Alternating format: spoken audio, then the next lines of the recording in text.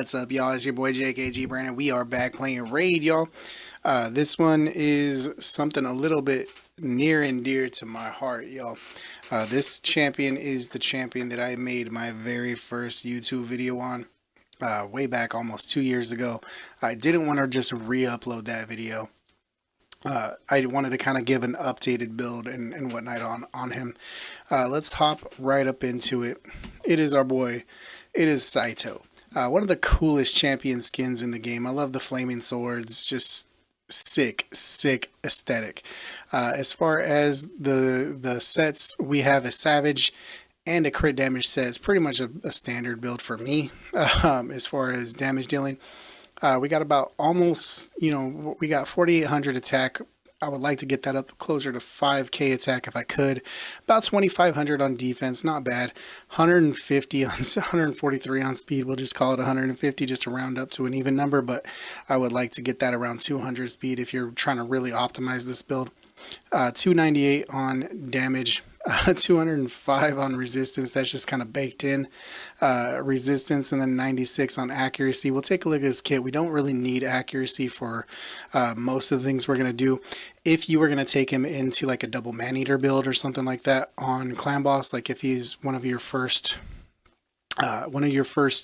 legendaries, you can definitely take him into clan boss and do some really good work there. So having, even if he's not your primary defense down, you can take him in and be a secondary defense down. I would just say get that up around 250 on your accuracy if you can. You'll want to take him in and put War Master on him in that situation, and he'll do a lot of really good damage for you. As far as masteries go, I did take him down to Flawless Execution to get additional crit damage. Helm Smasher is really nice too if you are going to use him strictly in Arena. It's really nice. Picked up Shield Breaker and as well as Stoke to Fury just in case he gets some debuffs on him, but you'll kind of see what we're doing there. Let's go ahead and just go into our proving grounds, if you will. Dragon 23, because it is a void affinity. No good affinity, no bad affinity hits. You know what I'm saying? So let's hop in here. I believe we are going to get a second turn from Arbiter, but just in case, we're going to take it off of auto. Yeah, we're going to get that second turn from Arbiter. And it's his turn. We'll go ahead and hit with that A3. Let's go ahead and go through the skills here as we go. His A3, Army Breaker. This is the big one from him. It's similar to Trunda, not exactly the same, because he hits one enemy, then attacks all enemies except that initial target, where Trunda hits one enemy and then does a straight up just AoE. That's why she's so busted. He is going to hit 4 more damage if he has higher max HP than the target champion that we're going after. So that's a good one there. His A2, attacks one enemy. Before attacking, he's going to place 50% increased attack on himself, as well as that 30% increased crit damage on himself for 2 turns if he has higher defense than the target. And then last but not least, Unbearable Assault. Attacks one enemy 2 times, places that decreased defense. It is the big boy decreased defense as well.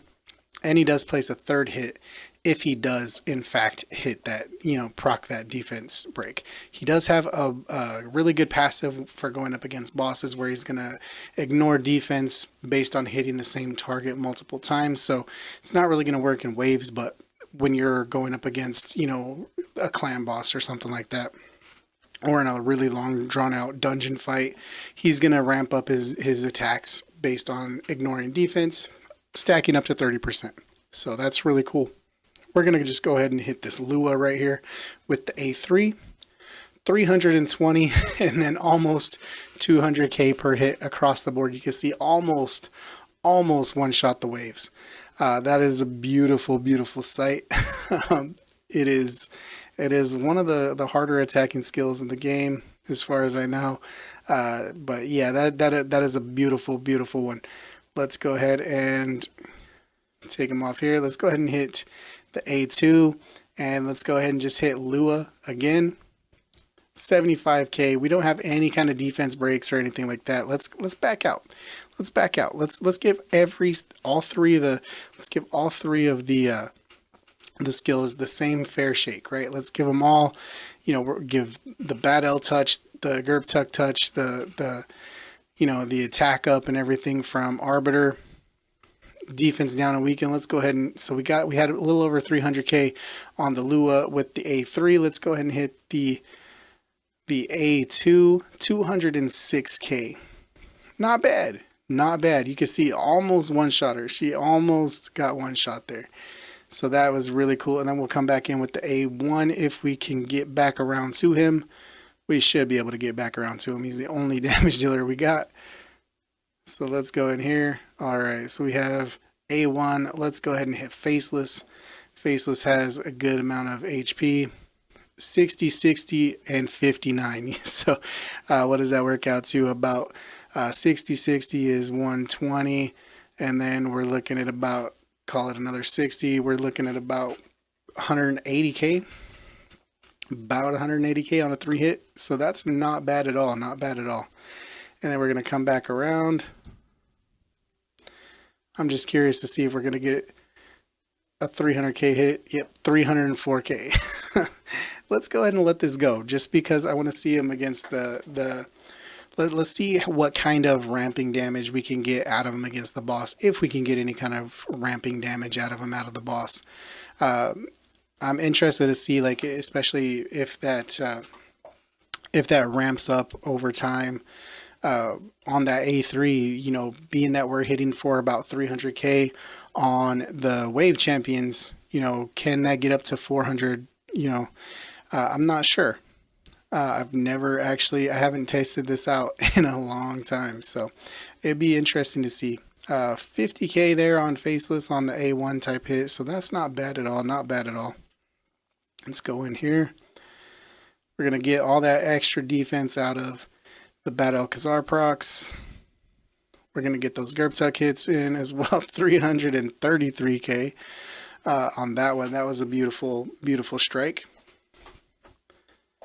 All right, so now we're really gonna try to just pay attention to see from this first hit on him what it kind of ramps up to, right? So we're looking 271. So that was 271 on the first hit. So we should hit that. Now the fact that, you know, we're doing A3, A2, and then we're gonna get the hopefully triple hitter A1. The A1 is gonna be the biggest one where we're gonna see, right? So 60 and 50, 60 and 53 on the A1. Let's see what we got here. I think we're gonna get another weight A1 right here. Nope. A2, 317. So that's 3 hits. 4 4 hits right there. Okay.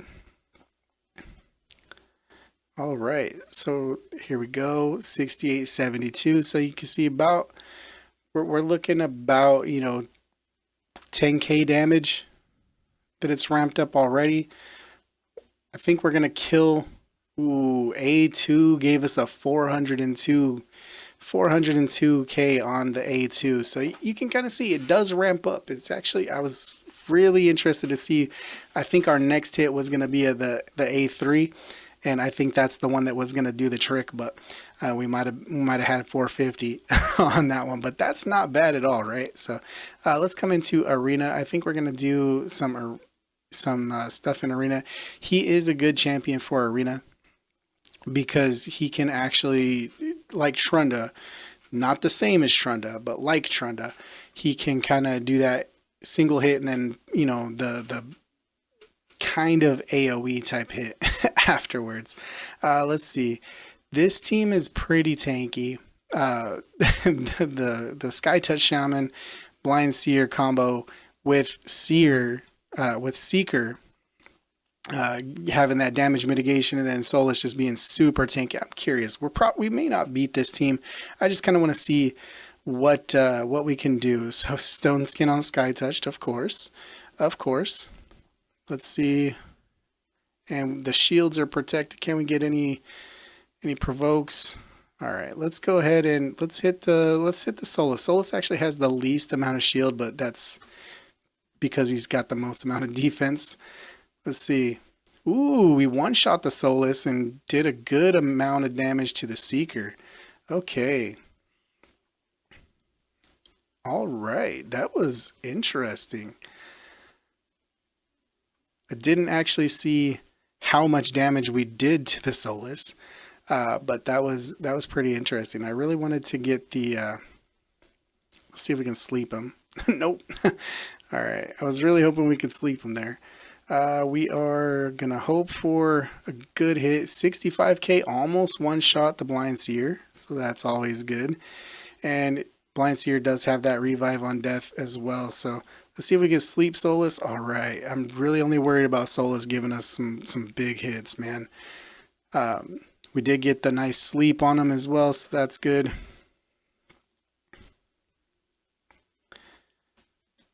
I wish we had a strip here because that would have been even better. Let's see if we can get some good hits in here. Come on, guys.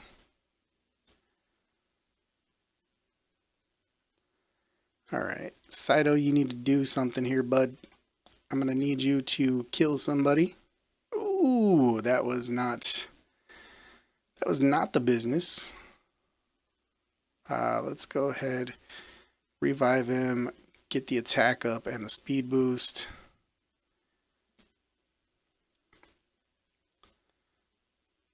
Okay, all right, and we are gonna do more damage to champions that have stun and freeze as well. So that's actually something that's really good. And see if we can decrease those buffs. We cannot. Hey, we got to sleep in. That's not bad. All right, let's A1 here. Let's take out. This could be risky. This could be very risky going after Skytouch Shaman like that instead of going after Solus. Ooh, let's sleep him. Heck yes. Let's go. Remove that buff. Get the stun out. All right, we are kind of flying by the seat of our pants here, guys, to be completely honest. All right, let's go. All right, A3 time. 69k and about 50k the rest of the way. I think we are in business here.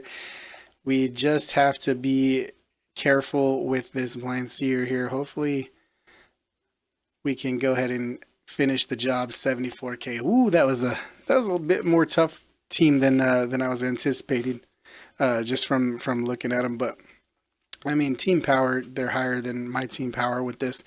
Not a lot of optimized builds, to be completely honest, on my side. So that team is built pretty tanky. That's a good team. I like that team. But yeah, you can see Saito just did just enough damage for us in arena where he can come in. Like I said, he's not OP. He's not an OP champion. He's not going to be a game-changing champion for anybody that's already in the end game.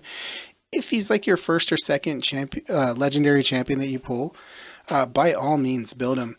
You can take him into arena and he can do really well for you. You can take him into climb boss and he could do really well for you with the similar build. The way his A3 works, you can actually, I believe you can use him in, depending on the other champions that you have around him, he could probably be a really good spot for you in Hydra, similar to Trunda. Again, not the same as Trunda by no stretch of the imagination is it the same as Trunda, but it is definitely a similar mechanic. It's not the same, but similar, but you could definitely do some work with him. So I hope you guys like the way we took a look at Saito here. And if you guys want to see any other champions, whether they're legendaries all the way down to straight up commons and uncommons, definitely let me know in the comments below. I want to hear from you guys and know the champions that you guys want to see. And we're working on the list of the hidden gems. I got a lot of good hidden gems from you guys over the past few videos. So we're working on them. A lot of those they do take time because resources are dwindling after coming back and kind of running through my stockpile and CVCs and stuff like that. But we're getting there, guys. We're getting there. So hopefully we have some good ones coming out for you, and not just straight up damage ones. So be on the lookout for those in the coming weeks. And yeah, I'm JKG Brandon. As always, if you guys like this, video, do me a favor, hit that thumbs up, hit the subscribe button.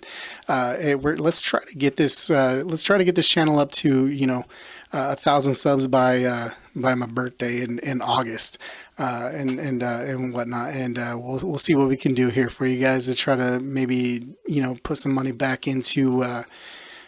Try to put some money back into the channel, maybe get some equipment, do some fun stuff for you guys. But outside of that, guys, again, I'm JKG Brandon. Hope you guys like this. Peace.